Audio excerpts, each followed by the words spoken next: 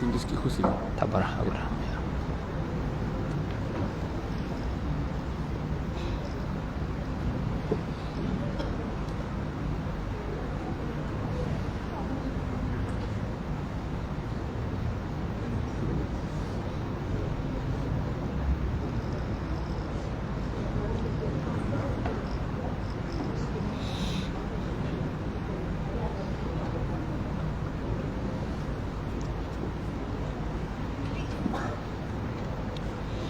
Assalamualaikum warahmatullahi wabarakatuh.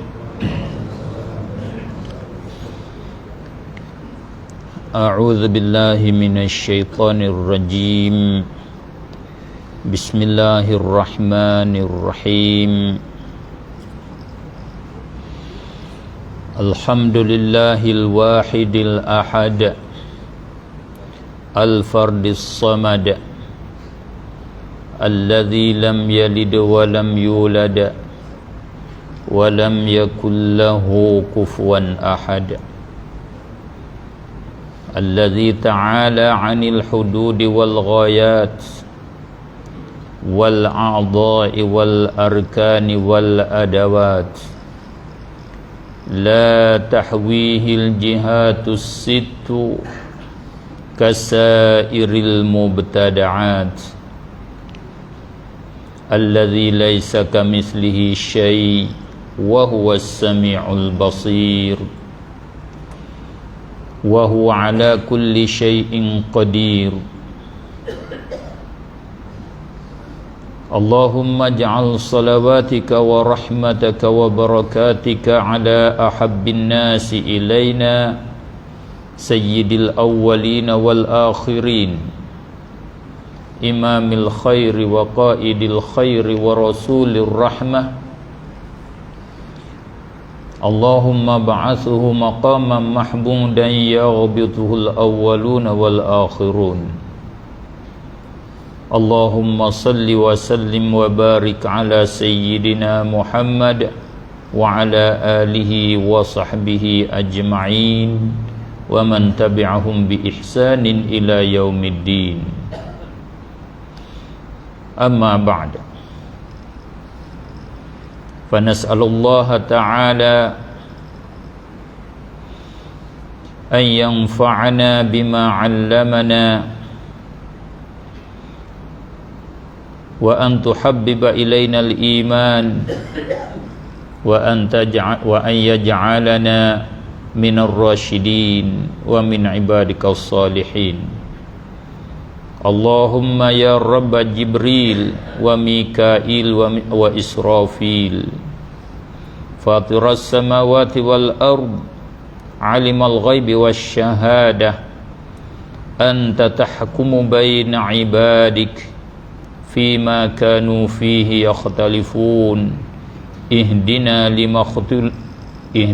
لما اختلف فيه من الحق بإذنك إنك تهدي من تشاء إلى صراط مستقيم اللهم اهدنا الصراط المستقيم صراط الذين أنعمت عليهم من النبيين والصديقين والشهداء والصالحين وحسن أولئك رفيقا ربنا آتنا في الدنيا حسنة وفي الآخرة حسنة وقنا عذاب النار Walhamdulillahi Rabbil Alamin. Alhamdulillah, syukur kepada Allah Subhanahu wa ta'ala sebanyak-banyak syukur. Puji kepada Allah setinggi-tinggi puji, kerana Allah Subhanahu wa ta'ala dengan sifat rahmatnya kepada hamba-Nya yang beriman, yang sebahagian daripada hamba Dia yang beriman adalah kita-kita yang berada di rumah Dia pada malam ini. Maka dengan rahmat Dia, Dia bimbing kita, Dia hidayah, tunjuk jalan yang benar, yang betul kepada kita. Bahkan Allah Subhanahu wa ta'ala dengan rahmatnya Dia sampaikan agama dia, jalan dia yang betul kepada datuk-datuk nenek kita lagi. Alhamdulillah. Sekiranya dengan tidak ada pertunjukan daripada Allah, tidak ada hidayah pada Allah, tentu kita tidak dapat pertunjuk sebagaimana kita berada pada hari ini. Syukur kepada Allah Subhanahu wa taala. Maka di malam yang kita harap bahwasanya malam ini adalah satu malam yang barakah bagi kita, malam yang membawa kebaikan kepada kita, malam yang mendekatkan kita kepada Allah Subhanahu wa taala, malam yang kita dapat dengan dia keredaan Allah dan dapat rahmat Allah, dapat syurga Allah. Amin ya rabbal alamin. Di malam ini kita maklum kita mengadakan satu majlis muzakarah ataupun majlis tazkirah, majlis kuliah maghrib yang diberi tajuk kepada saya supaya saya bincangnya tajuk cabaran akidah Ahlus Sunnah wal Jamaah di masa sekarang, di masa terkini. Sebelum daripada saya nak sampaikan hubung kait dengan tajuk, insya-Allah hubung kait dengan tajuk, sekiranya kalau keluar daripada tajuk pun saya minta maaf lah, kerana saya bukan sebagaimana yang disebut oleh pengurusi lah. Kerana maklum pengurusi ni dia nak puji-puji, angka lebih melampau lah sikitnya, biasanya begitulah. Sebenarnya saya bukan tokoh, bukan seorang yang sangat alim, bukanlah. Saya boleh berkongsi sikit sebanyak di dalam masalah agama, yang selalu saya boleh mengaku alhamdulillah, yang saya boleh berkongsi banyak sikitnya kalau di dalam bahasa Arab. Itu saya boleh berkongsi banyaklah insya-Allah taala. 80% sampai 95% tu insya-Allah untuk didik kanak-kanak, budak-budak untuk faham bahasa Arab, belajar baca bahasa Arab biar betul. Boleh. Kalau nak belajar bercakap saya tak pandai. Saya bercakap Arab tak pandai.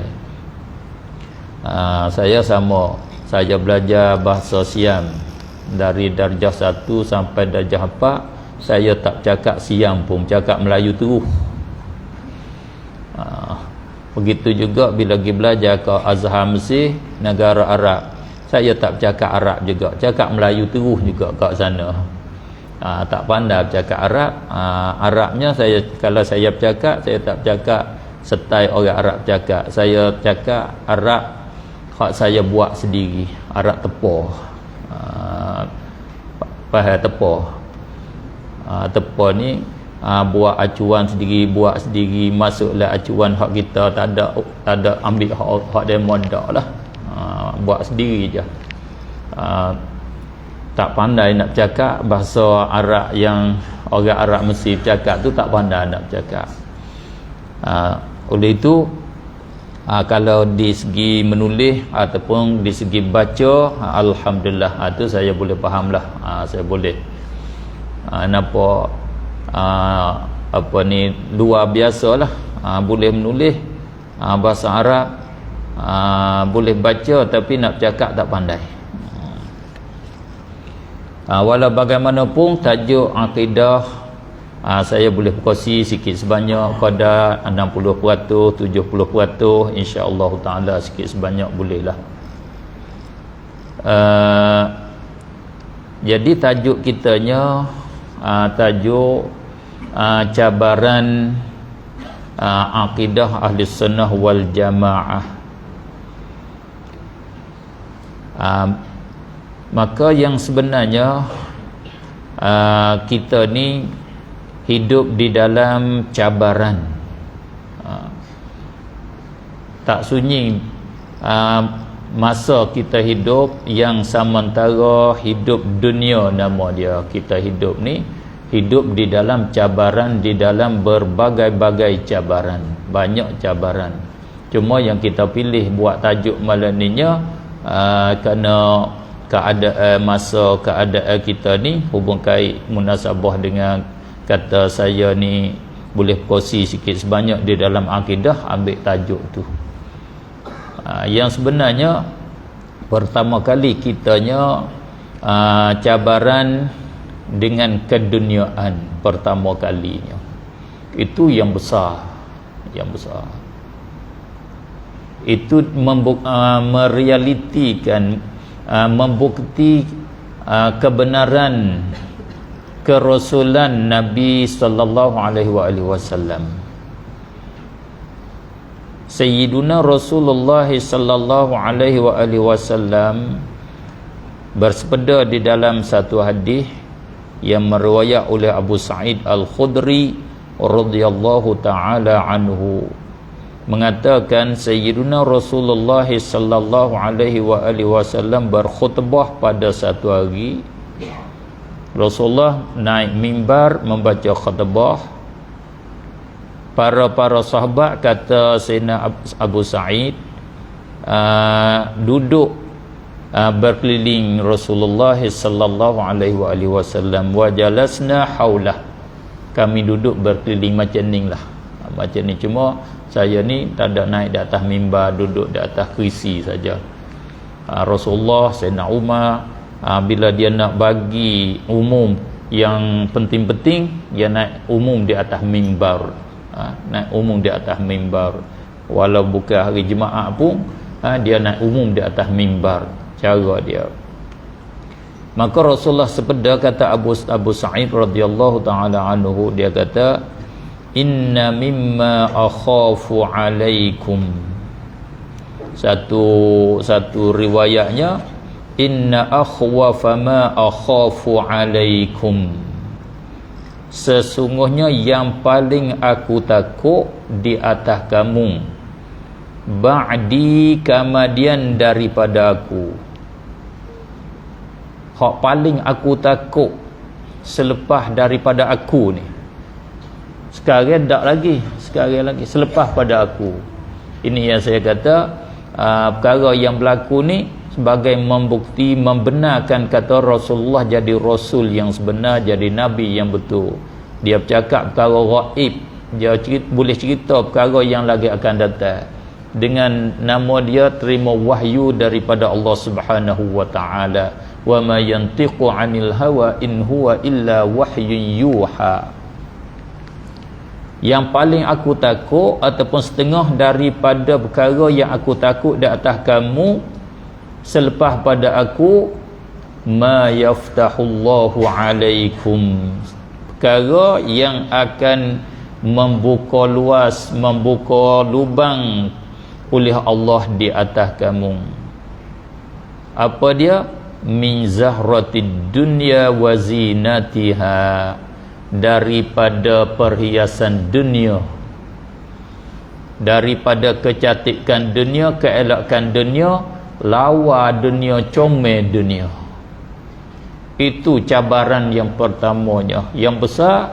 Allah membuka dunia, buka kecantikan dunia kepada kita. Maknanya kalau bercakap bahasa Kelantan, bahasa Petani, cabaran pertama kita ni gila kepada dunia. Bila gila kepada dunia ni, dia tidak penting apa yang jadi maslahat kepada akhirat dia, ataupun perkara tu menjahannamkan dia, membawakan dia kepada azab, dia tak ada penting. Oleh itulah jadi timbul berbagai-bagai masalah, kerana manusia ni kejar dunia. Belajar dia tak penting, asal ke matlamat dapat dunia. Kalau pergi belajar, kita pergi belajar di luar negeri, kita pilih fakulti apa?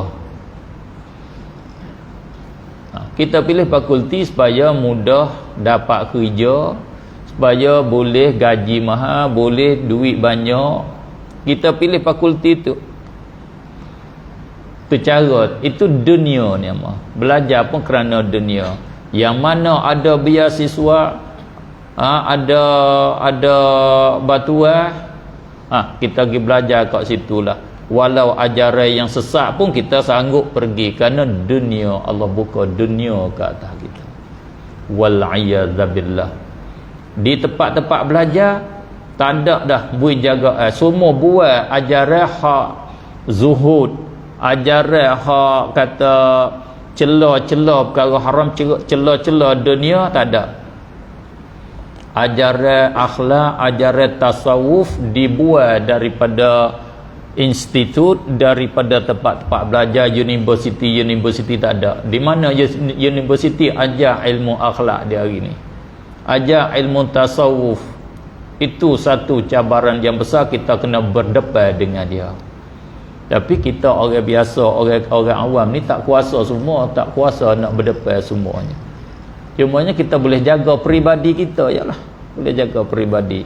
Dengan makna kita jangan sangat tomak kepada dunia.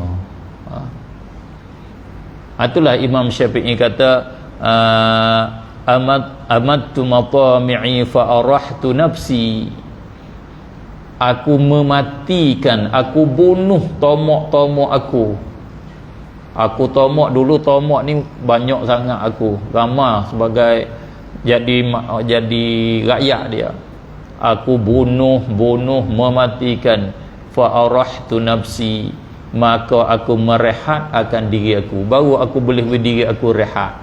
Tidak tak boleh rehat, dia ada tomak. Sebab itulah kita di hari ini satu cabaran yang pertama yang besar sudah berlaku. Hak Nabi kata, inna akhwafa ma akhafu alaikum. Hak paling aku takut. Rasulullah tak takut kita sembah berhala. Dia tak takut kita kembali jadi sembah berhala. Dia tak takut kalangan kamu kembali pada sembah berhala. Tak akan kembali sembah berhala. Yang aku takut yang inilah, Allah buka mata benda dunia ke atas kamu. Bila orang dapat piti banyak, bila dunia ni terbuka, orang yang tak ada dia kejar, hak ada dia lari daripada real agama. Wal'iyadzabillah. Yang kedua, cabaran kita iaitu kekurangan ilmu. Walaupun kita belajar, tapi ilmu tu kurang, tak sapa meta dia tak sapa tahap dia, ukuran dia tak sapa. Nak 5 eci ilmu duk 3 eci 2 eci je. Kalau air hajak kita nak buat sawah, dia adalah air kena pakai berapa sentimeter tu. Hari ni ilmu tu jadi kurang. Itu jadi cabaran di dalam agama, ilmu agama. Satu generasi belakang tambah kurang, bukan bertambah ilmu. Kalau kita tengok kepada kemajuan teknologi, kemajuan dunia ni, sepatutnya kita orang belakang ni lebih daripada orang dulu. Sebab kemudahan dia tu banyak. Orang dulu seperti orang Morocco, Nigeria, Tilimsan, orang Morocco, sampakah hari ni pun masih ada lagi nak belajar, dia tak ada kitab yang dicetak, kena tulis di papan, yang ada papan masing-masing tulis, hafal ingat, belajar, buang hapus tu nak belajar hal lain, tulis hal lain pula. Begitu orang-orang yang dulu cara belajarnya menyusah. Kita sekarang lah ni sedang ada kitab yang dicetak, lebih lagi maju sekarang ada kitab PDF, ada di dalam Google dan upamanya, bermacam-macam. Tapi kurangnya ilmu. Wallahu alam, apa kanda Allah Di sana apa hikmah yang Allah kehendak di sana, kita serah pada Allah Subhanahu wa taala. Walau bagaimanapun itu jadi cabaran kita, jadi cabaran bagi kita. Bukti yang besar setengah padanya, kita kata, kita tengok kekurangan ilmu ni sangat-sangat kurang. Banyaklah, banyak. Saya nak sebut pun rasa tak patut disebut lah. Takut ada setuh-setuh nampak kata pandang rendah sangat, remeh. Biarlah, buat tengok-tengok sendiri begitulah, cuba-cuba perhati begitulah.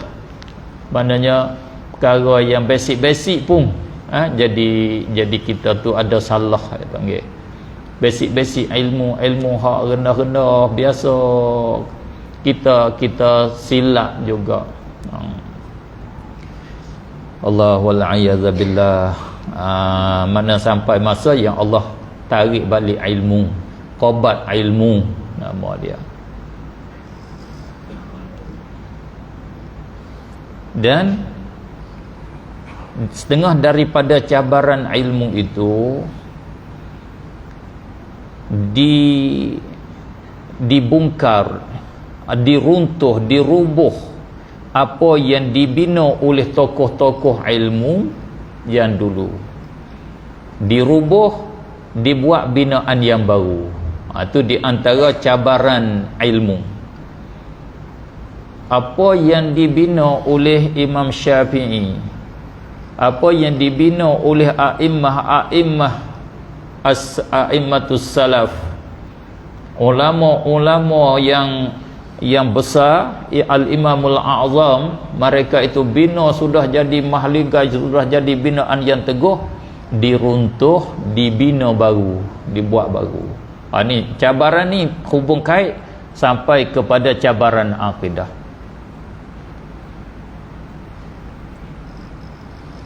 Cuba kita tengok imam kita Syafi'i radhiyallahu taala anhu, dia bina satu dia buat satu kitab sebagai satu binaan yang teguh, binaan yang cantik, binaan yang cukup halus, iaitu satu kitab yang bernama kitab dia Ar-Risalah. Satu kitab yang jadi pedoman, yang jadi alat untuk memahami agama. Untuk nak faham Al-Quran, nak faham hadis, kena pakai pedoman itulah, kaedah di dalam tu. Sehingga setengah ulama, kalau tak silap saya, siapa ni, Imam Abu Ishaq Ash-Shirazi, dia kata dia baca 60 kali khatam kitab Ar-Risalah bagi Imam Syafi'i. Setiap kali khatam dia dapat ilmu yang baru, setiap kali khatam dapat ilmu yang lain, sekali baca dapat ilmu lain, seolah-olah isi dia tu seolah Al-Quran mengandungi makna yang luas. Memang begitu. Kita tertengok pada kita ni, jangan kata nak baca. Kalau kita baca pun pada ghalibnya kita tak boleh faham ke semua. Kalau kita tak mahir di dalam kaedah agama, tak lebih-lebih lagi tak mahir di dalam bahasa Arab, bahasa Imam Syafi'i.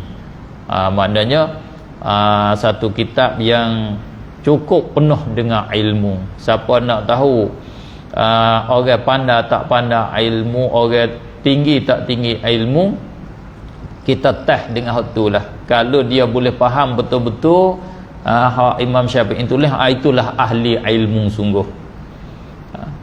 Itu ahli ilmu, boleh kata itu tokoh ulama sungguh tu. Cuba tunjuk, tengok, cuba ambil bawa mari, saya nak baca, tengok saya baca pandai ke tak. Kalau saya baca pandai, bolehlah kata saya tokoh, satu daripada tokoh. Kalau baca tak betul, bukan daripada tokoh ilmuwan agama. Tapi kitab yang seperti itu diruntuh, dirubuhkan, tak boleh pakai dia hari ni, tak boleh pakai, kena buat bangunan baru. Seperti dibuat dengan kata kita nak faham larang satu perkara, ialah kita kena faham daripada perbuatan Nabi sallallahu alaihi wasallam. Kalau perkara itu dibuat oleh Nabi, adalah perkara itu disuruh.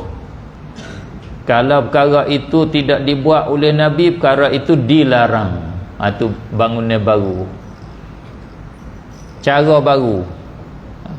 Cara baru dia buat begitu. Adapun cara yang diambil, yang dibuat oleh tokoh-tokoh ulama, tak ada begitu, tak ada. Dia buatnya apa yang disuruh oleh Allah, yang disuruh oleh Nabi, itu disuruh kita. Apa yang dilarang oleh Allah, yang dilarang oleh Nabi, itulah perkara yang terlarang. Karena Allah kata, wa ma atakumur rasulu fakhudhuhu wa ma nahakum anhu fantahu. Nabi sallallahu alaihi wasallam kata, idza amartukum bi amrin fa'tu minhu mastata'tum wa idza nahaitukum an syai'in fantahu, atau kama qala Rasulullah sallallahu alaihi wasallam. Apabila aku suruh kamu satu perkara, kamu buat sekadar kamu kuasa. Apa hak kuasa mu buat. Apabila aku larang kamu satu perkara, hendaklah kamu berhenti. Yang kita tak boleh buat apa yang dilarang oleh Nabi, itu hak tak boleh. Tetapi hak tu tak diguna, tapi dibuat kaedah yang baru. Apa yang Nabi tak buat, tak boleh kita buat, itu dilarang. Betul ke tak betul? Itulah jadi satu problem. Tak betul. Kerana tidak betul dengan sunnah Rasulullah sallallahu alaihi wasallam sendiri. Tak betul dengan sunnah Rasulullah sendiri, ajaran Rasulullah sendiri tak betul. Dan apa yang dipaham oleh sahabat tak betul dengan apa yang dipaham oleh sahabat. Oleh itulah itu jadi rosak di dalam agama.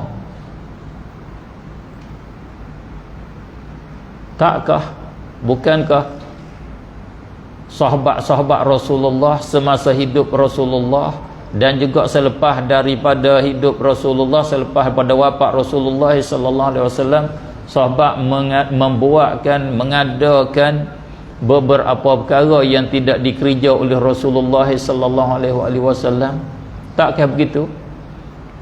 Kalau kita belajar, memang kita akan jumpa beratus-ratus hadis, ratusan hadis tentang kalau tak ratus pun puluhan hadis, tak kurang pada 100 hadis yang menunjuk di atas, yang menerangkan bahawa sahabat Rasulullah mengerjakan perkara yang tidak dikerja oleh Rasulullah pada masa hidup Rasulullah dan selepas pada hidup Rasulullah. Bila sahabat buat yang tidak dikerja oleh Rasulullah, Rasulullah sendiri tidak ingkar. Rasulullah tak ingkar. Rasulullah tak pernah kata, kerana apakah awak buat perkara yang aku tak buat. Pernahkah Rasulullah kata begitu? Tak ada. Tak ada. Hanya Rasulullah tanya, kerana apa kamu buat hak ni? Rasulullah tanya begitu. Bila dijawab kerana ada kebaikan, kerana aku faham begini, bila tak bercanggah dengan ajaran Rasulullah, Rasulullah tidak tegas, teruskan. Kadang Rasulullah puji pula. Itu sunnah Rasulullah yang betul. Tiba-tiba mari buat baru, kaedah baru, salah buat hak Rasulullah tak buat. Itu sendiri dah, kaedah itu sendiri dah bercanggah dengan Rasulullah. Dikatakan kaedah itu sendiri dah bid'ah dalalah nama dia. Bid'ah dalalah, betul-betul. Saya berani cabar. Mau cabaran, kita cabarlah dunia cabaran. Cabar. Kata kaedah itu adalah satu pada kaedah yang bid'ah dalalah. Sebab apa boleh kata bid'ah dalalah? Kerana kaedah itu bercanggah, bertetangan dengan Nabi, bertetangan dengan Al-Quran sendiri. Itulah yang nama bid'ah dalalah yang sebenar. Apa yang bertetangan dengan Al-Quran, bertetangan dengan hadis Rasulullah, itulah nama bid'ah dalalah yang sebenarnya. Masa kita sempit sangat. Baru kalau tu dia panggil baru dah sirih pinai, tak ada nak minai lagi, baru sirih pinai, tak ada kata minai lagi, habis dah masa. Kita bagi laluan azan, lepas tu kita sambung sikit lah azan isya dulu. Muazzin.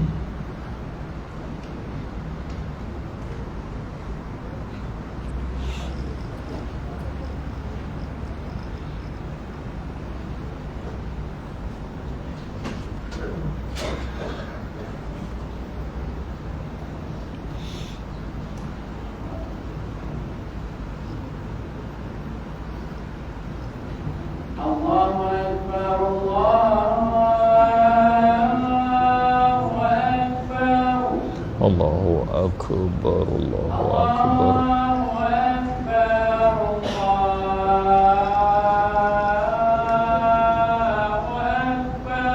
Allahu Akbar, Allahu Akbar. Asyhadu an la ilaha illallah. Asyhadu an la ilaha illallah. Asyhadu an la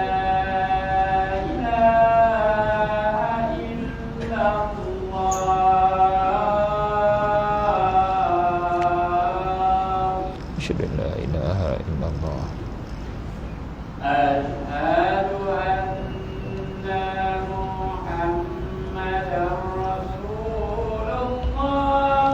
Asyhadu anna Muhammadar Rasulullah. Asyhadu anna Muhammadar Rasulullah.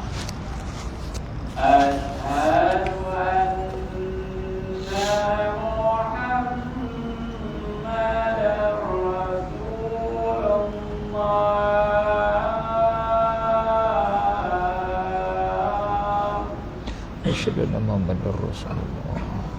Hayya 'alas shalah.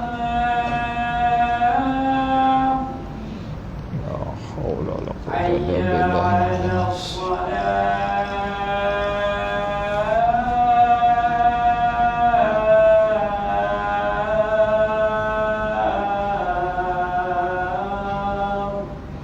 La haula wa la quwwata illa billahil aliyyil azim. Hayya 'alal falah.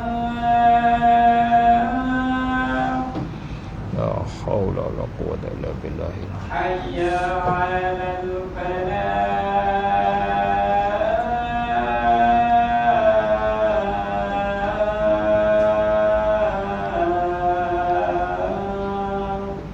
La haula wa la quwwata illa billahil aliyyil azim. Allahu Akbar, Allahu Akbar. Allahu Akbar, Allahu Akbar. La ilaha illallah.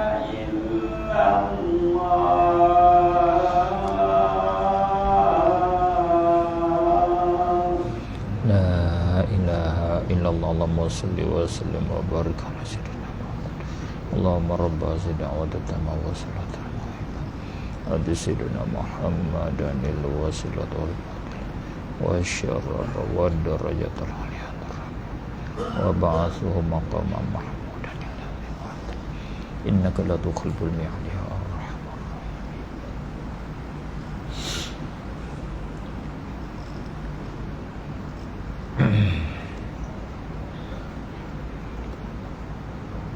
Itu di antara perkara yang Rasulullah takut buka dunia. 3 perkara yang Rasulullah bimbang hak paling takut, semua tu berlaku. Satu padanya hadis meriwayat oleh Abu Daud, iaitu hak paling aku takutnya Allah buka dunia, dan warijalun yata'awwaluna al-Quran ala ghairi ta'wilih. Orang-orang yang tafsirkan Quran dengan tidak mengikut tafsir, tak betul dengan cara tafsir Quran. ni kita mari kita tafsir Quran, kita pakai Quran ikut kehendak kita ya, tak ikut bahasa Al-Quran. Wal a'yadzu billah. Orang ahli menega dia tafsir Quran ikut menega dia. Orang ahli politik dia tafsir Quran mengikut politik dia. Tarik kehendak masing-masing, tak mengikut tafsir Al-Quran ala ghairi ta'wilih, lain daripada tafsir Al-Quran, tak betul dengan cara tafsir Quran. Ni yang berlaku pada kita pada hari ni. Wal a'yadzu billah. Wa zallatul alim, dan kegeliciran orang alim, orang pandai gelecah, orang pandai salah. Satu pada orang pandai salahnya tadi definisi bid'ah tidak dibuat oleh Rasulullah. Kalau tidak dibuat oleh Rasulullah, bid'ah dalalah. Tiap-tiap bid'ah dalalah neraka, hukum masuk neraka orang buat kebaikan. Definisi ibadat, menghukum syirik orang yang tidak syirik. Berdoa dengan tawassul, ijma' ulama kata disunatkan, dibolehkan serta beramal oleh tokoh-tokoh ulama dan diajar oleh Rasulullah, tapi dihukum syirik kerana mereka kata ibadat minta dengan yang lain daripada Allah Subhanahu wa taala. Itu zallatul alim. Ini cabaran yang ada pada hari ini, kegelinciran orang alim. Tapi susah kita nak membukti. Kalau nak bercakap di hari ni tak ada bukti, tapi nampak-nampak dia bagi cabaran. Di dalam segala cabaran ni akidah baik dia bukan daripada dalaman kita, dia ada luaran daripada kita yang mempermainkan kita tu, permainkan orang alim tu, yang permainkan orang alim. Orang alim boleh dipermainkan? Dia manusia boleh dipermainkan. Tak tahu cerita. Tak nak masuk tajuk supaya nak bagi kesedaran. Takut kita tak sedar tu. Kita tak sedar. Kadang kita rasa orang alim boleh dipermainkan. Orang alim boleh gelincir ke? Saya ingat satu tajuk ni satu bukti yang besar. Cuma saya baca lama, tak sempat nak rojak balik. Satu ketika Abu Hurairah cerita ni, ada yang sahih. Dia kata kami sahabat duk beri pengramah beginilah. Beri pengramah Rasulullah berucap,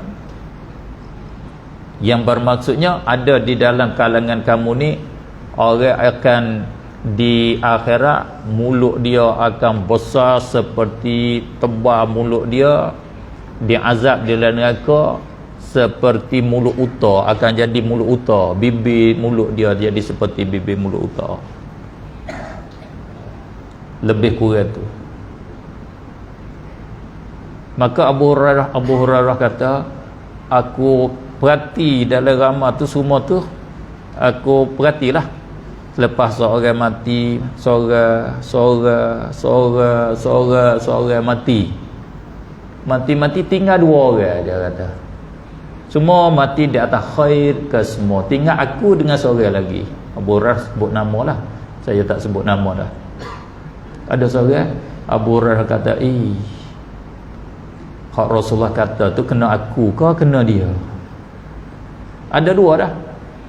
Bila di masa selepas wafat Rasulullah, Musailimatul Kazzab yang mengaku jadi nabi selepas pada masa Rasulullah, dan selepas Rasulullah dia memfitnahkan manusia. Dia mengaku kata dia jadi nabi. Banyak sahabat jadi murtad di masa itu. Maka Sayyidina Abu Bakar radhiyallahu taala anhu di atas yang yang Abu Hurairah kata dia seorang dengan aku seorang tu pergi untuk beri keterangan kepada orang-orang murtad dan dijumpa dengan Musailimatul Kazzab supaya nak beri keterangan yang sebenar. Bila sampai sana, Musailimatul Kazzab bui tawaran kepada dia, berbagai-bagai tawaran. Minta dianya satu, minta dia cerita, sebut hadis Rasulullah sallallahu alaihi wasallam tentang kata dia jadi nabi selepas daripada Nabi Muhammad sallallahu alaihi wasallam. Maka sahabat Rasulullah tadi yang Abu Bakar kata tu, dia tukar dari Mesih, tukar tanggungjawab yang Abu Bakar tanggungjawab di atas dia, jadi pendakwah kepada Musailimatul Kadzdzab. Dia cerita hadis Rasulullah, rekod di atas Rasulullah, ada Rasulullah sepeda kata Musailimatul Kadzdzab ni nabi selepas daripada dia. Abu Hurairah kata, aku yakin, kata yang Rasulullah kata tu kena di atas dia lah, aku mujurlah, lepaslah aku daripadanya. Selepas pada tu tak banyak hari, tak banyak bulan gitu, Abu Hurairah pun meninggal dunia. Itu nak rakyat kata sahabat Nabi yang besar Sayyidina Abu Bakar hatta untuk berdebat, untuk memberi keterangan, tetapi difitnahkan dunia. Tu inna akhwafa ma akhafu alaikum, Allah buka dunia bagi dunia, beri tawaran dengan dunia. Wal'iyadzabillah. Kegelinciran orang alim tu satu fitnah yang besar, satu cabaran yang besar. Di hari ni itulah salah satu daripadanya. Sudah berlaku apa yang dikata oleh Rasulullah sallallahu alaihi wasallam. Maka kita di hari ni, satu daripada cabaran di dalam akidahnya, iaitu akidah Mujassimah. Akidah Mujassimah hak jadi cabaran bagi kita. Adapun liberal tu satu cabaran juga, tak sama dengan Mujassimah. Negara kita pun sudah ada masuk liberal. Dan juga Syiah, cabaran Syiah tak mana kita tengok cabaran Syiah ni tak biak sangat, tak berapa biak sangat lah dia.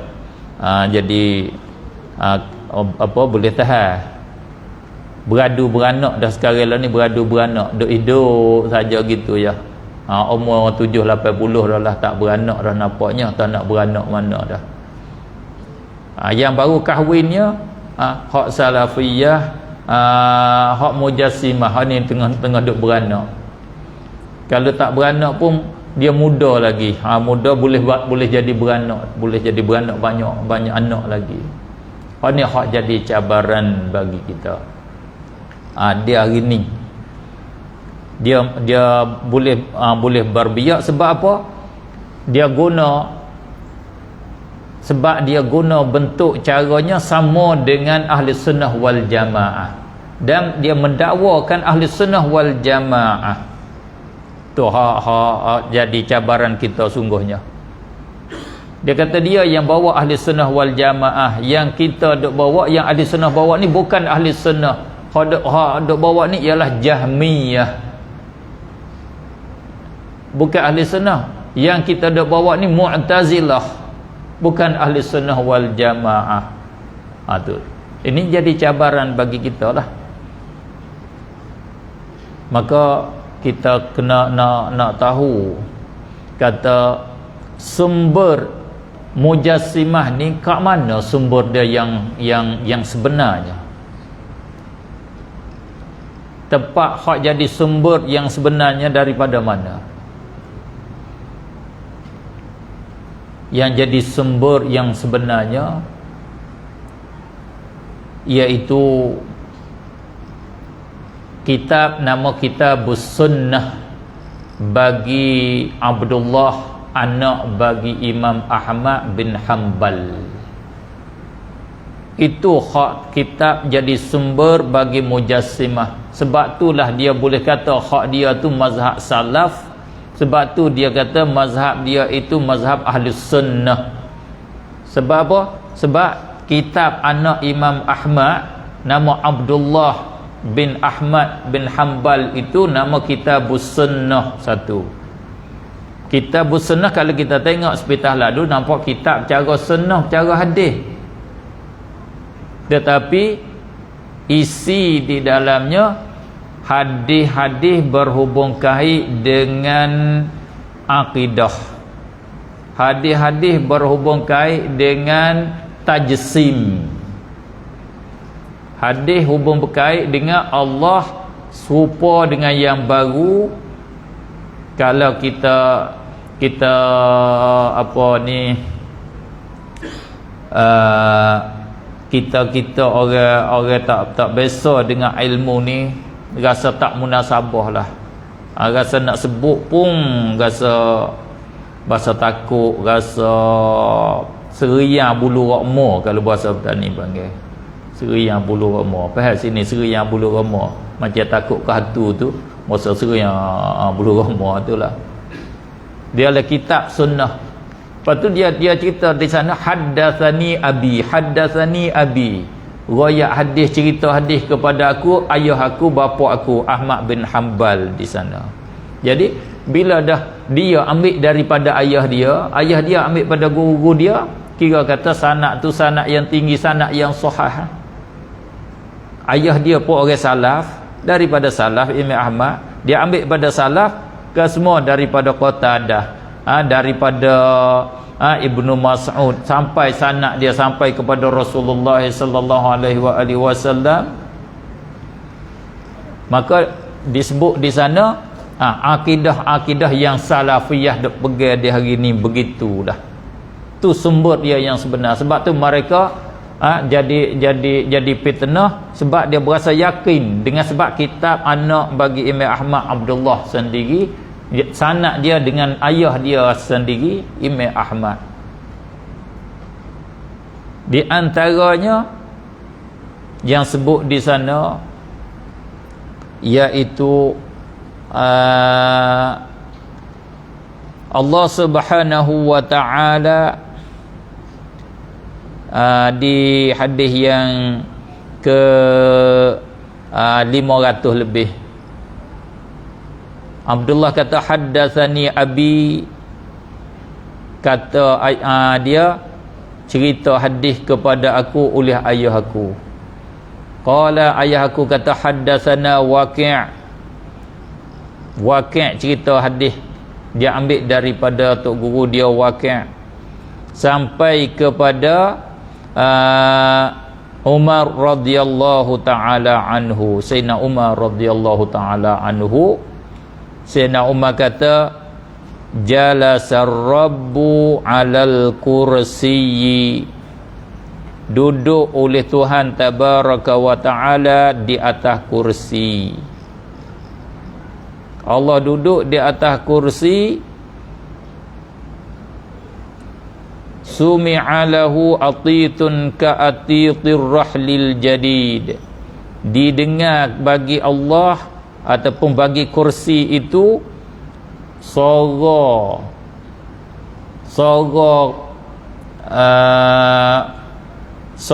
kursi seperti suara reka yang baru. Saya tak tahu bahasa Malaysia nak kata macam mana. Kalau bahasa petani ada, bahasa Malaysia cari sendiri. Didengar bagi kursi itu atit, suara berkiyak, suara berkiyak seperti suara berkiyak reka yang baru. Reka pun faham reka? Tak faham tak? Sekeduk, faham sekeduk? Tak faham juga. Bila kita nak naik gajah, kita letak tempat duduk di atas belakang dia tu, panggil apa? Tu sekeduk nama dia panggil, reka ataupun sekeduk. Bahasa yang saya faham, bahasa sana. Kat sini tak tahulah.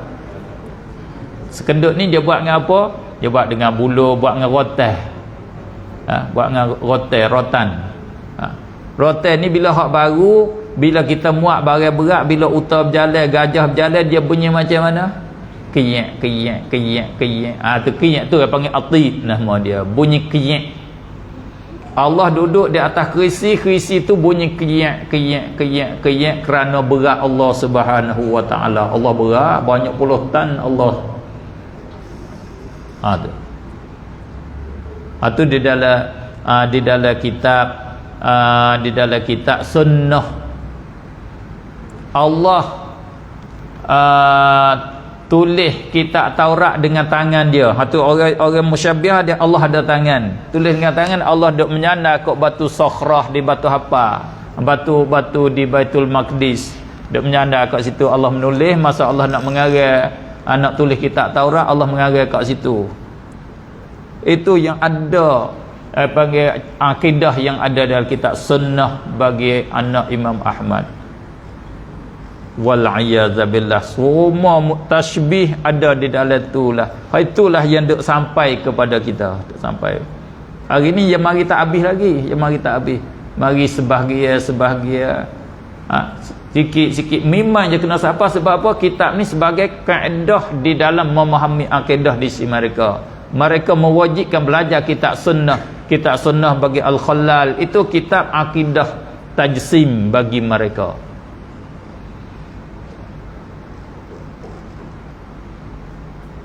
Tapi di sisi kita macam mana? Salah satunya kita ahli sunnah wal jamaah tetap kesahihan kitab itu dulu. Pertama tetap kesahihan kitab sunnah bagi Abdullah. Maka tetap kesahihan dia tidak sahih sampai kepada Abdullah, tak sahih sampai kepada Imam Ahmad. Sebab ada sanad yang terputus, dua perawi tak ada di celah tu. Putus, sanad yang terputus. Satu, hadis-hadis yang disebut di dalamnya seperti Allah berak, Allah buat tulis dengan tangan menyandar kepada Sakhrah, batu besar, batu apa, itu hadis-hadis yang palsu. Hadis tidak sahih, nama hadis maudha'. Tapi mereka bila di dalam tajuk ni mereka tidak penting kepada palsu tak palsu. Itulah wal iyazabillah, itu cabaran. Tapi oleh kerana kita pun kekurangan ilmu, masa kekurangan ilmu, semua tak ada tali ukur, nak ukur tak pandai dah. Kitab ni sahih ke tak sahih dibangsa kepada tuan dia. Hadis ni sahih ke tak sahih, serta dibuat bangunan baru, ditukar habis. Hadis hak sahih jadi dhaif, hadis hak dhaif jadi sahih. Diupah Albani kerja. Bukan hadis Abu Daud. Abu Daud kata hadis ni hadis Tirmizi Abu Daud diam, dihukum dhaif oleh Albani. Hak Imam Tirmizi kata hasan, Albani kata dhaif. Dia tukar habis. Perawi yang kat ulama hukum siqah, dia kata tidak siqah, jadi dhaif lah hadis tu nya.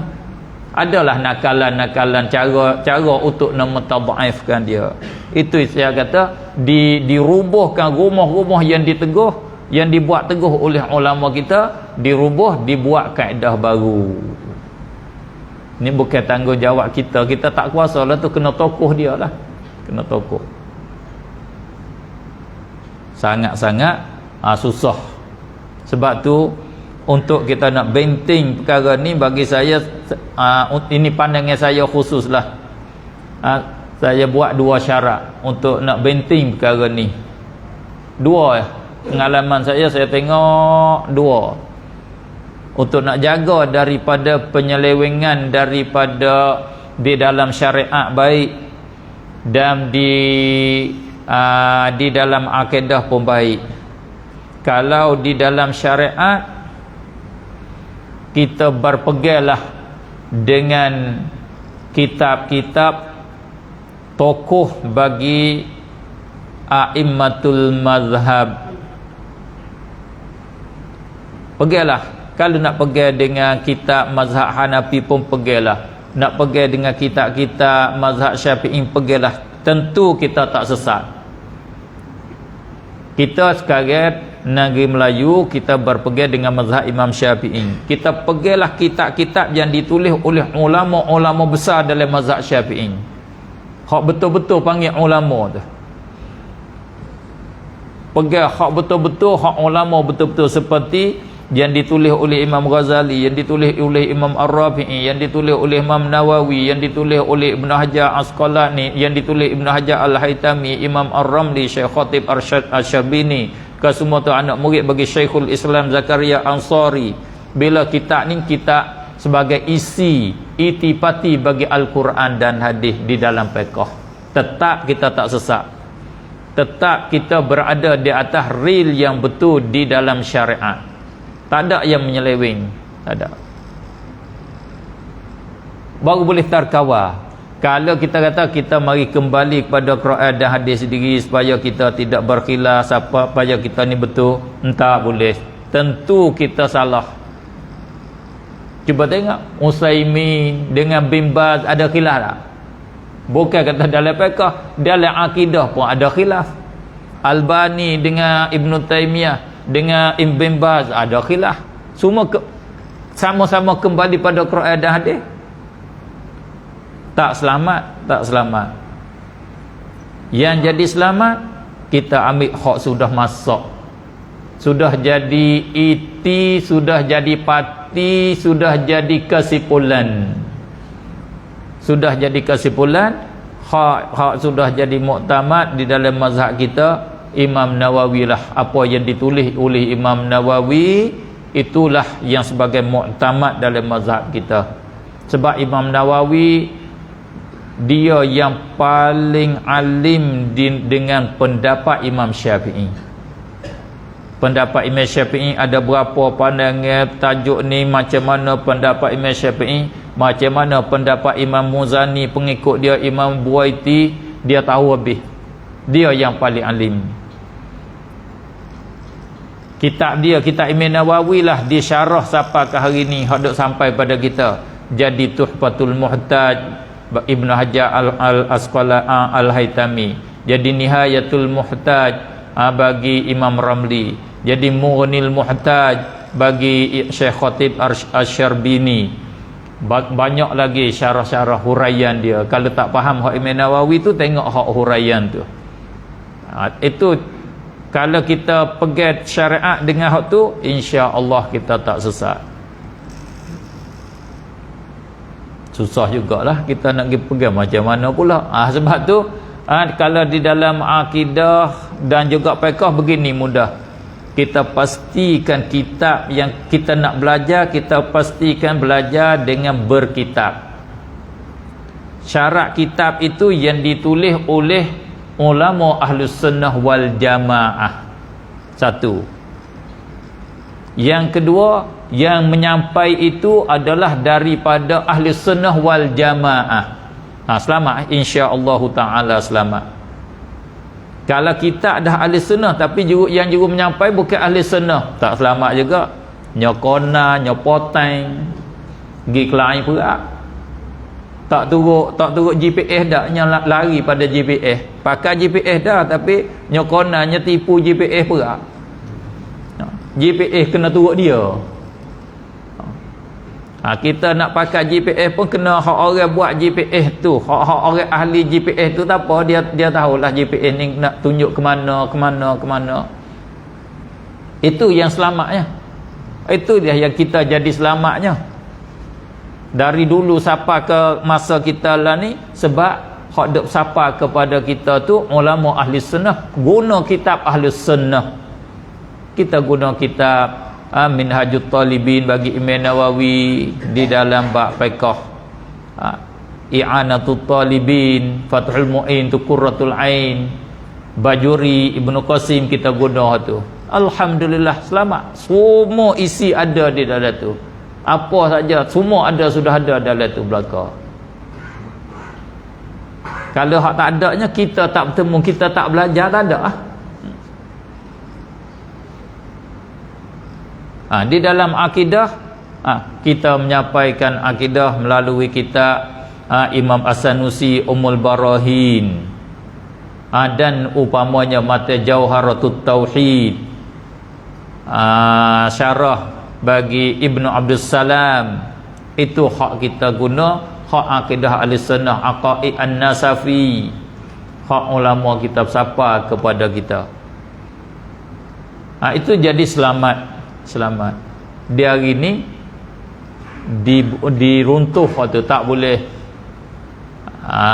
Serta diragukan pula, tak boleh kita nak percaya kepada imam-imam, kerana imam ni manusia seperti kita, dia boleh jadi salah dan silap, dia menghilangkan kepercayaan.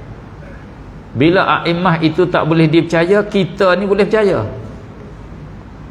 Bila Imam Nawawi tidak dipercayai, Imam Syafi'i tidak dipercayai, Babali ni boleh dipercayai. Boleh haraplah Babali ni, bahasa percaya, yakinlah, alim, tokoh ni, faham betul-betul, tak pandai menipu ni. Babali tak pandai menipu orang. Oh, menipu, boleh menipu lah. Lebih lagi lah di dalam keadaan yang begini.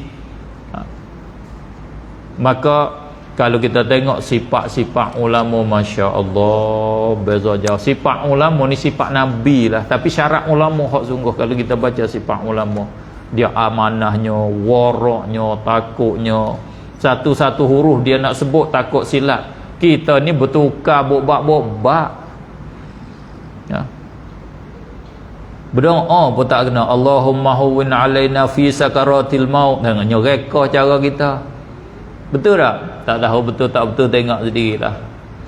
Ya. Wan najata minan nar, nyagi atas kat mana tak tahu, waharah atas wan najata wan najati. Baca ikut dah, tak pandai cermat, tak cermat dah. Pas nak faham macam mana? Nak faham macam mana? Bila tak faham bahasa biasa, nak pergi faham bahasa Allah, nak pergi faham bahasa Nabi, Allah wal'iyadzabillah lah. Ada. Sebab tu cabaran kita satunya kembali pada Al-Quran dan Al-Hadis. Tu cabaran yang besar, ya. Bila kembali pada Quran dan Hadis, kaedah kita kena pakai zahirnya Al-Quran, tak boleh takwil, kena ikut salaf. Itu cabaran semua tu. Tu yang dibuat baru semua tu, dibuat baru.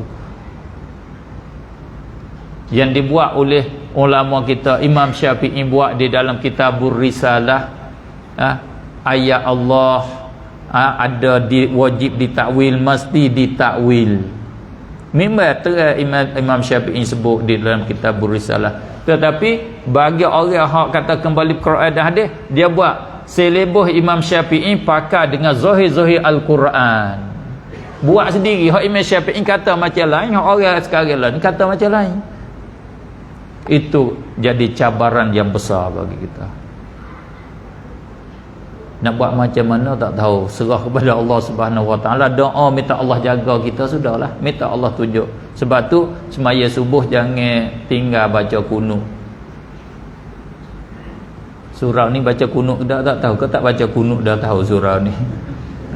Harap-harap Allah terima doa. Allahumma hdini fi man hadai, Allahumma hdina fi man hadai. Ya Allah, minta Engkau hidayahkan kami bersama dengan mereka yang Engkau hidayahkan. Engkau hidayah kami bersama dengan Engkau hidayah pada Nabi, hidayah pada awliya Engkau, hidayah pada Imam Syafi'i. Minta hidayah begitu.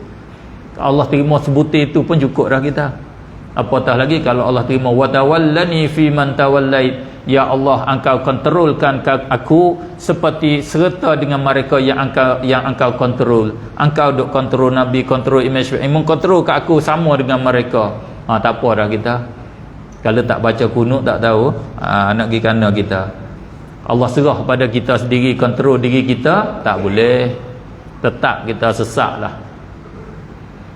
Begitulah lebih kurang tazkirah ataupun kuliah pada malam ini. Sikit sebanyak yang saya boleh sampaikan. Apa yang baik itu taufik dan hidayah pada Allah Subhanahu Wa Taala. Apa yang salah dan kekurangan itu daripada kelemahan saya, dan saya minta maaf banyak-banyak apa kekurangan, lebih-lebih lagi yang menyentuh peribadi, yang menyentuh perasaan, yang mana segala hak tersentuh tu saya minta maaf banyak-banyaklah. Tapi kalau kita sama-sama lillahi ta'ala nak jaga agama Allah, insya-Allah ia tak jadi setuh lah, insya-Allah ta'ala.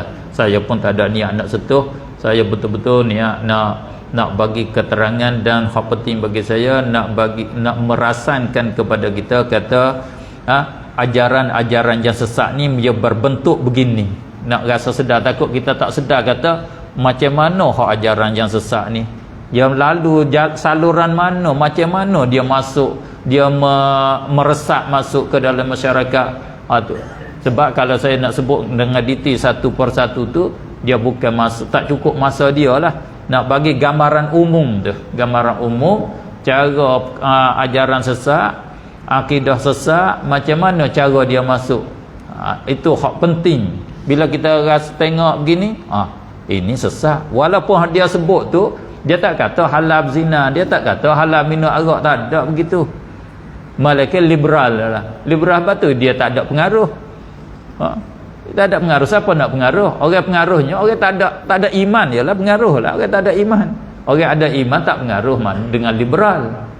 Kalau pengaruh pun seperti sahabat Rasulullah tadi lah, hak pengaruh kena lah tu 2-3 kelabu 40-50 ribu kena tu, hagilah tutup mata lah, pejam mata lah.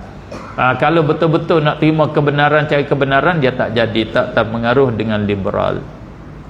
Yang pengaruhnya kita mesti kembali pada Al-Quran dan Al-Hadis. Itu rukun kita dah. Ahli sunnah pun begitu. Bila mari buat bagi upaya tu, upaya hak kita dah, tu kita nak telainya.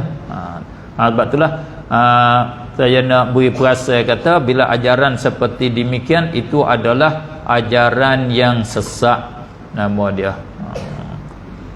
Sama dia, kalau boleh ada masa 4-5 minit, satu soalan kalau ada. Kalau tak ada, kita tutup lah.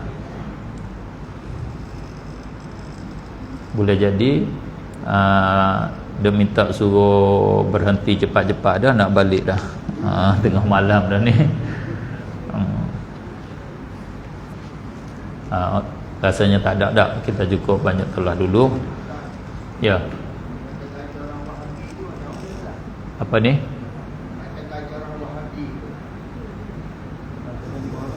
Apa? Ajaran Wahabi. Macam mana ajaran Wahabi?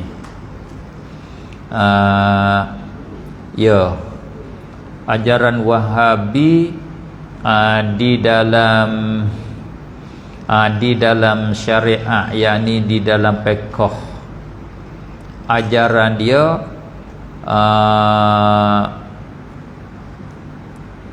open, terbuka, tak payah ikut mazhab mana-mana. Kita pilih saja. Ataupun dengan kata lain, kita ambil apa hak ada di dalam hadis. Kita ikut hadis sendiri, ikut Quran sendiri, tetapi haram halal. Bahkan ikut mazhab, satu perkara yang salah besar. Syirik ikut mazhab, kufur ikut mazhab. Itu satu pada ajaran Wahabi di dalam fiqh. Muhammad Abdul Wahab tu sebagai pengasas Wahabiyah. Muhammad Abdul Wahab di dalam tajuk akidah, dia kata 600 tahun semenjak pada Ibn Taymiyah sampai kepada masa dia, manusia kufur, manusia tak faham makna la ilaha illallah. Dia baru faham makna la ilaha illallah yang betul di dalam akidah. Di dalam fiqh, dia kata orang ikut mazhab ialah seperti Allah firman di dalam Al-Quran, allazina takhudhu ahbarahum wa ruhbanahum arbaban min dunillah. Maka ayat ni ditafsir, dia kata sebagaimana ditafsir oleh Rasulullah sallallahu alaihi wasallam. Rasulullah tafsir ayat ni iaitu terkena di atas pengikut mazhab. Tu kesimpulan Muhammad Abdul Wahab kata. Ayat ni dia cerita macam mana, iaitu orang kafir Yahudi, orang kafir Kristian, dia menjadikan datuk-datuk padri dia, orang-orang alim dia menjadi arbabam min dunillah. Mereka mengatakan ini Tuhan lain daripada Allah. Tuhan dia, tok guru dia tu, orang alim dia tu Tuhan. Allah cerita dalam Quran, tengah pada salah besar orang Kristian, orang Yahudi. Dia kata datuk tok guru dia, tuan guru dia tu Tuhan lain pada Allah. Maka sahabat tanya, macam mana orang Yahudi kata tok guru tu Tuhan, sedangkan dia tak ada sembah, tak ada sujud, tak ada semaya kepada Datuk Padri? Tak ada. Tak ada nampak ah. Tak seperti penyembah berhala, dia pergi sembah berhala betul-betul. Sembah tokong berhala tu. Penyembah matahari, dia kata matahari Tuhan, dia sembah matahari. Ada pun orang Kristian tak ada sembah Datuk Padri, tak ada sujud, tak ada rokok kepada Datuk Padri. Macam mana Rasulullah kata, Allah kata dia menjadi Tuhan? Rasulullah jawab kata dia ikut Datuk Padri, ikut Datuk Ahbar dan Ruhban itu pada kata mereka itu haram satu perkara dan halal satu perkara. Apa yang dihalal oleh Datuk Padri, maka orang Kristian dia kata halal. Apa yang kata haram oleh Datuk Padri, maka orang Kristian kata haram. Itulah makna dia menjadikan Datuk Padri itu Tuhan. Syirik kufur tu. Orang kata Datuk Padri Tuhan lain pada Allah, syirik kata syirik. Kalau kita belajar hak kita syirik siapa kata tok guru Tuhan, syirik kata syirik, syirik dah lah. Sebab itulah dia kata Datuk Padri itu Tuhan. Sebabnya dia ikut apa yang dikata oleh Datuk Padri tentang halal haram. Datuk Padri dia menghalalkan riba, maka dia kata halal riba, bukan haram riba. Oleh itu kita orang ikut mazhab, tak kaya ikut ulama. Ulama kata halal, kita kata halal. Tak kita. Imam Syafi'i kata haram, tak kaya kita kata haram. Atau kita ikut Imam Syafi'i, tapi Imam Syafi'i kata haram, kita kata halal. Tak nama ikut Syafi'i macam tu nya. Jadi kita ikut Imam Syafi'i. Apa hak Imam Syafi'i kata halal, kita kata halal. Apa hak Imam Syafi'i kata haram, kita kata haram. Sama habis-habis dengan orang Kristian ikut Datuk Padri dia. Sebab tu ikut mazhab tak boleh. Allah cela di dalam Al-Quran. Itu ajaran Wahabi di dalam fiqh. Lepas tu nak buat macam mana? Kena turut hadis dengan Quran. Turut hadis dengan Quran. Ini dia buat kita rasan kata Imam Syafi'i tak turut Quran dan hadis. Imam Syafi'i, ulama a'immatul mazahib, imam-imam Abu Hanifah, Imam Malik, Imam Ahmad, Imam Syafi'i, Imam Slauri, Ishaq Rahawai, tokoh-tokoh ulama mujtahid ni tak ikut Quran dan hadis lah. Tak ikut Quran hadis. Apa betul ke tak betul? Kalau kata betul, ya sela ikut Wahabi, tak ada masalah. Sekaligus bagi kita orang tak belajar je nampak betul lah. Saya masa saya mula-mula belajar, saya rasa nak terpengaruh lah. Tengok, dia berdalil Quran, hadis. Bahasa betul.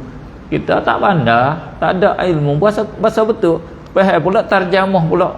Betul sangat lah. Rasa 90% tu saya nampak lagi ke dia. Tak bagi pitih je. Kalau bagi pitih saya jadi Wahabi dah saya. Pitih tak ada, mari belakang je. Nampak? Saya beradu buat moluk lama, mana tak buat moluk. Pengaruh. Kerana rasa kata, ya ni benda tambah bid'ah. Ada. Tapi alhamdulillah bila Allah buka pintu ilmu, boleh tengok kebenaran sejauh mana kebenaran nampak begini hakikat yang sebenarnya. Cara faham Al-Quran sebenar begini, cara faham hadis sebenar begini. Alhamdulillah. Batu saya rasa syukur pada Allah, banyak-banyak Allah buka pintu ilmu kepada saya sekadar hak Allah buka. Sebab saya rasa saya nak bersyukur pada Allah. So Allah kata Allah letak saya untuk kerja ilmu dah. Dia tak suruh dah hak lain. Ambil kerja ilmu dah. Dia buka dah lubang, boleh nampak hak kebenaran, hak didatai oleh ulama kita. Itu nampak mana? Beza jauh dengan hak orang Kristian dengan hak kita. Hak Imam Syafi'i dengan Datuk Padri sama tak? Kita kena tengok situ. Kalau kita tak pandai tengok kat situ, itu hak jadi problem. Itu orang yang terpengaruh dengan Wahabi. Sebab rasanya lebih dekat, sebab dia kembali pada Al-Quran. Hak sebenar dia mengingkari Al-Quran. Dia panggil dia beriman dengan Quran dengan sebahagian, dia ingkar Quran di setengah yang lain. Nu'minu bi ba'dhin wa nakfuru bi ba'd. Masuk di dalam hak tu. Ayat Al-Quran hak lain, hak hadis Nabi duk kat mana? Fas'alu ahla zikri in kuntum la ta'lamun, duk kat mana? Kamu tanyalah orang yang alim, orang pandai kalau kamu tak tahu. Ayat tu nak pakai kat mana? Kalau tak boleh ikut ulama, kena tahu ayat tu, kena buat tahu lah ayat tu, tak boleh. Jadi ulama kita dia tengok dengan secara keseluruhan ni ulama ahli sunnah wal jamaah. Seperti orang Khawarij, dia kata orang kerja dosa besar kafir. Dia tengok kepada beriman dengan sebahagian Quran. Adapun Quran hak lain, hak kata tak kafir, dia tinggal. Itu hak jadi sesat. Bukan sesat di dalam dia tak pakai Quran, salah di dalam pakai Quran hadis. Tu sesatnya. Nampak? Cara pakai Quran. Sebab tu Imam Syafi'i buat kaedah cara nak pakai Quran, nak beramal dengan Quran tu. Jadi Kitabur Risalah tu. Siapa nak kembali pada Quran dan hadis dalam kita ramai-ramai ni, cuba pergi baca kitab tu dululah. Lepas tu kembalilah. Saya nak ijazah beri, nak izin tak apa. Tapi syarat mari baca Kitabur Risalah depan saya dulu. Saya nak dengar tengok betul ke tak faham dia. Boleh kembali pada Quran dan hadis. Kalau tak boleh, tak salah, sesat saja ya, rugi saja ya. Kita nak makan ikan, kita pergi cari di dalam laut sendiri, boleh tak? Boleh tak boleh buat apa. Tapi kalau perahu kita kecil, boleh nak pergi? Tak ada boleh ikan. Ikan boleh kita dulu. Bukan kita makan ikan makan kita dulu. Mampulah laut lah kitanya. Begitulah Al-Quran. Kalau kita buat tak kena lagu, bukan Quran tu kita boleh makan Quran. Quran makan kita. Sebab tu Nabi kata Al-Quran lak au alaik. Quran tu buat emangnya faedah bagimu, buat emang mudarat di atas. Tak betul lagi Quran tu berfaedah. Kalau kita guna dia kena, Quran manfaat besar. Kalau kita guna dia tak kena, bahaya besar, dosa besar, kita bohong di atas Al-Quran. Faham makna Quran tak betul, berdosa besar, hampir-hampir kufur. Hampir-hampir kufur. Kalau kita faham makna Quran tak betul, kita tak pandang, kita faham tak betul. Itu kata bahaya besar kita dengan Al-Quran. Itu Wahabi. Senang. Wahabi ni, kalau Wahabi ni senang sangatlah, senang. Mudah. Agama mudah. Nak faham agama mudah. Sebab apa? Dia terserah kepada kita sendiri. Kita boleh buat kaedah mana kita nak. Hak kita nak kata boleh, kita cari hadis hak boleh. Kita rasa hak ni kita tak sewi boleh, kita cari hadis hak tak boleh.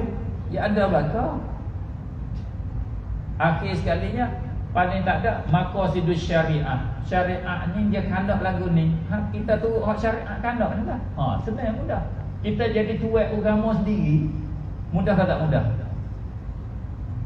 Kita buat undang-undang tak kena masuk berlaman, tak kena masuk di dalam sorak besar, mudah ke tak mudah? Mudah dah lah. Tu cara Wahabi ni, dia kita boleh nak faham sendiri, boleh nak istinbat hukum sendiri, walaupun kita tak berkeahlian sekalipun. Tapi hak sebenarnya mereka tak buat sendiri juga. Mereka kembali kepada kitab Ibn Taymiyah hak sesungguhnya.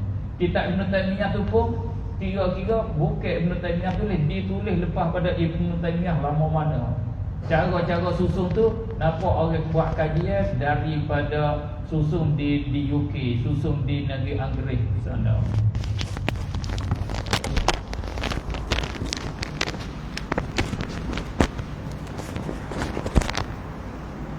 Mana problem banyaklah. Hak Wahabiyah ni mana tak ada masalah, tak sama dengan hak Ahli Sunnah wal Jamaah. Tidak ada amanah di dalam ilmu. Banyak Ibn Taymiyah dia tak ada amanah banyak. Perkara hak salah tak kata, dia kata salah kata. Perkara tak ijma', dia kata ijma' banyak. Wahabi tepat pergi dia besar Ibn Taymiyah dengan anak murid Ibn Taymiyah, Ibnul Qayyim. Yang tu hak dia pegannya, baik di dalam fiqh, baik di dalam akidah. Akidah dia akidah tajsim. Allah berjisim, Allah ada anggota, Allah ada kaki, ada tangan, ada mata, Allah duduk di atas arasy. Ibn Taymiyah kata istawa tidak ada makna malaikat pak saja. Mana jalasa qa'ada istaqarra ala, pak ni je makna istawa. Bila Allah istawa alal arsy, iaitu Allah duduk di atas arasy, Allah menetap di atas arasy, Allah naik tinggi duduk sebelah atas arasy. Makna duduk di atas arasy tu lah, tu makna dia, tak ada hal lain. Satu tu saja makna dia. Tu dia ada kitab Ibn Taymiyah sendiri. Susah kita baca kitab Ibn Taymiyah, pening.